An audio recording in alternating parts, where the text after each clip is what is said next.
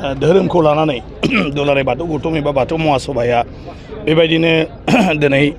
रायजो राजाखौ धोरोमारि बिथिङाव माने मोजाङै सिबिलांनायनि थाखाय खामानि मावबाय थादों आरो मिरु आफाद जिल्ला आफाद आरो आन्चलिक आफादफ्रा माने बोसोरफ्रोमबो बेबायदि जथुम्मा खुंनानै बेवहायबो सरसा खालामो जे जोंनि धोरोम सिबिनायनि बेलायाव जों बबावबा थालांदों नामा बबेखौबा मोजाङै मावनो हायाखै नामा बा जोंनि आखल आखु बायदिसिना बेफोरनि बेलायावबो जों माबायदि जानाया मोजां बेफोरनि देहा परामर्श इसोरा मा सोरजिगिरिया मा धोरोमा मा आरो जों सुबुङा मा गतिके जों सुबुं माहारि हिसाबै बा मानसि हारि हिसाबै जों माबोरैहाय इसोरनि सायाव फोथायथिखौ लाखिनानै जों खामानि मावनांगौ आरो जोंनि जिथु गुरुफ्रा जोंनि आगु सुबुंफ्रा जेखौ फोरोंलांदों बेफोरखौ जों माबोरैहाय मावफुंलांबाय थानांगौ जोंनि सानफ्रोमबोनि जिउआव बेफोरखौ बेवहाय सावरायनाय जायो गुनि गियानि मानसिफोरखौ लेंहरनानै आं मिजिंथिदों बे जथुम्मायावबो बिनि गेजेरजों गोबाङानो धोरोमारि बिथिङाव गोबां बाथ्राफोरखौ मोनदांनो हादों आरो गावबा गावनि जिउआव धोरोम सिबिनायाव माने मोजाङैनो बेफोरखौ मावफुंलांनो हागोन आरो बयनिख्रुइ बाख्नायथावा जाहैबाय दिनै बेवहाय अरां आन्चलिकआ जोबोद मोजां मोनसे बाथौ थानसालि लुफुंदों समायना रमायना गतिके आं सानो बिनि गेजेरजों बे जायगायाव धोरोम सिबिनायनि बेलायाव गावखौनो नांस्थाबनायाव बांसिन गोसो बोनो हागोन जोंनि बे आन्चलिकनि बाथौ थानसालिया आरो आफा बोराइ बाथौआ थारैनो जोंखौ जेरैबायदि माने सोरजिदों खांबोदों आरो आलो गोजोनै लाखिबोदों इयुनावबो बेबायदिनो जोंखौ बोर सारस्रि हरनानै मोजाङै मोजां जिउ खुंलांनायाव जोंखौ अरायबो जाफुंसार जिउ जोंनो होलांबाय थागोन बेखौ मिजिंथिदों नङा बेफोरबायदिया फैयो माने समाव नाथाय बेनि थाखायनोथ' गौथुम गतिके गौथुमा आं सानो नोजोर होलांनानै बेफोरखौ मोजाङै जोङो सोदांनानै लांबाय थायोब्ला आं सानो बेफोरबायदि सानस्लाबनो हायैयाव मोनथिस्लाबैयाव जेफोर हाबा मावो जोंनि जि आखुथाय दङ गावनि जोंनि राव हारिमु बा जोंनि खुगा मेथाइनिफ्राय लानानै गासैबो माने बेफोरखौ बेफोरबायदि हयथ' मावनाय नङा गतिके जोंहाबो बेवहाय बिबान दङ गतिके खायफाया बिभिन्न जाहोनाव मोनथिस्लाबैयावबो माने बेफोरखौ मावो आरो जोंनिफ्रायबो हेंथा होग्रा गैयाब्ला बुंग्रा गैयाब्ला बेफोरखौ सानस्लाबा ओंखायनो दा जिहेतु जोंहा गौथुम दं आं सानो गौथुमा बेफोर बिथिङाव नोजोर लाखिनानै गासैखौबो बबेयो जोंनि धोरोमजों आसार खान्थिजों जोंनि हारिमुजों माने सोमोन्दो दं बेफोरखौ जोङो लानानै जों बेखौ माने संरैखाथि माने बिजिरनानै रैखाथिनि राहाखौबो जों खालामलांनांगौ आरो सानफ्रोमबोनि जिउआव जों बाहायलांनांगौ बे मोजां नङा आरो बेखौ बयबो सोंखारिदों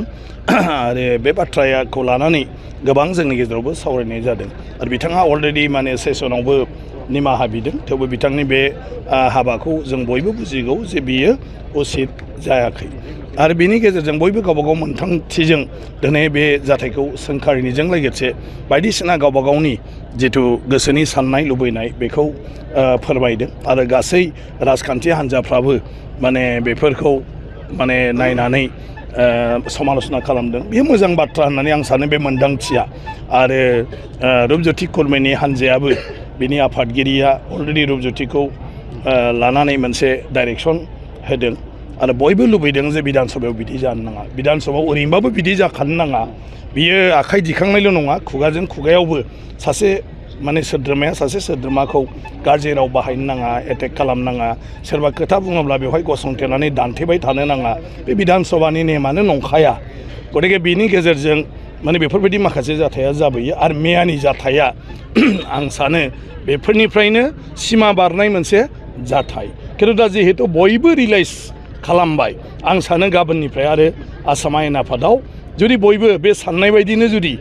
गावबा गावखौ संशोधन खालामनानै सोलियोब्ला आरो बे मालाबाबो जानाय नंला नङाब्ला माने बेफोरबायदिया जानो नागिरो जोंहाबो बिराद दिगदार सामलायनायाव माने मोनफ्रोमबो बिथिंनिफ्राय गतिके जिथु मोनदांथि आं सानो बयनिबो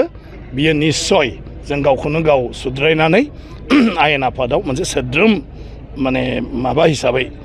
बयबो बाहागो लानो हागोन आरो बिनि आबहावाखौ जोङो जेरैबायदि थानांगौ बिदि लाखिनो हागोन